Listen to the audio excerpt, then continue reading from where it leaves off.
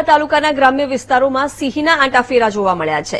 રાયપર ગામની સીમમાં સિંહે ગાયનું મારણ કર્યું છે। રાયપર ગામની સીમમાં સિંહ હોવાનો વીડિયો વાયરલ થયો છે। વાયરલ વીડિયો તે જ સિંહનો છે કે કેમ તેની કોઈ પુષ્ટિ અત્યાર સુધી નથી થઈ। સિંહનું લોકેશન હાલ રાયપર અને હરિપર ગામમાં હોવાની વન વિભાગ દ્વારા સ્પષ્ટતા કરવામાં આવી છે। સિંહનું લોકેશન રાયપર અને હરિપર ગામમાં હોવાનું વન વિભાગ દ્વારા જણાવવામાં આવ્યું છે। ગ્રામ્ય વિસ્તારોમાં સિંહના આંટાફેરા વધ્યા છે। રાયપર ગામની સીમમાં એક સિંહે ગાયનું મારણ પણ કર્યું છે। સિંહનું લોકેશન અત્યારે રાયપર અને હરિપર ગામમાં હોવાનું વન વિભાગે જણાવ્યું છે। ગ્રામ્ય વિસ્તારોમાં સિંહના આંટાફેરા વધતા લોકોમાં પણ ભયનો માહોલ જોવા મળી રહ્યો છે।